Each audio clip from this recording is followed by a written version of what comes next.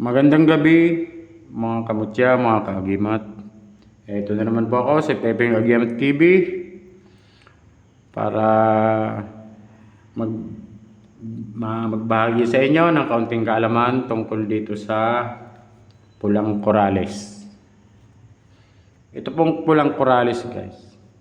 Ito po'y mayroon ding iba-ibang klase. Meron pong ganitong purong pula. Meron pong mas may mapula pa nito. Yun pong ginagawang kwintas. Ito pong mga pulang korales na ito. Ito po'y magagandang gamit. Ito po'y ginagamit sa negosyo, sa mga tindahan. Kadalasan naglalagay po nito para po pampalakas ng benta. Pampahatak ko kasi ng customer dahil ito may angking kapangyarihan sa swerte. At ito ay poproteksyonan pa kayo nito sa mga masamang elemento, mga kamalasan, kontra malas, itong mga ito.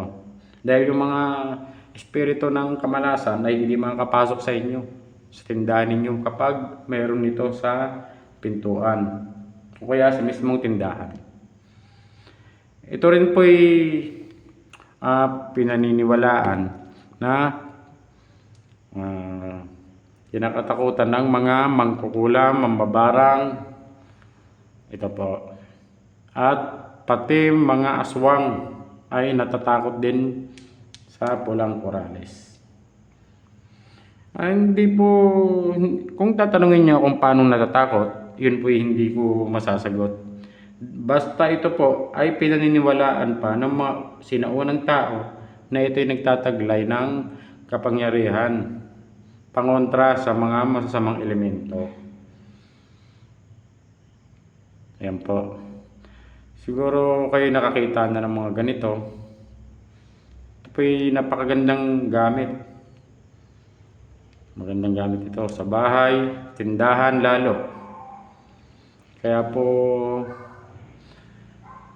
kayo kailangan, kung sakaling may makita kayong ganito sa dagat, kukunin nyo. Kasi bihira lang po makita ng mga ganito. Kahit sabihin yung araw-araw kayo sa dagat, hindi naman basta kayo makakita nito. Kaya po halimbawa, nakakita kayo, kunin nyo na agad. Dahil iyon ay para sa inyo. Ganun po yun. Kaya po, sa mga nagtatanong po nito, alam nila yon. Alam nila ang bisa nito. Itong pulang korales. Napakagandang gamit nito. Ito hinahalo rin sa mga bao ng nyog na walang mata, isang mata, dalawang mata, dalawang bibig, isang mata. Ito po'y ginagamit na pang palaman dahil ito po'y isa sa magandang gamit na pangontra sa mga masamang espiritu na isa ring iniwasan ng mga masamang elemento. Hanggang dito na lang po. Salamat sa mga laging nanonood ng mga videos ko, sa mga nag-subscribe. Sa mga hindi pa po nag-subscribe, subscribe po naman at pakiclick ang notification bell para napapanood nyo ang mga bago pang i-upload na video.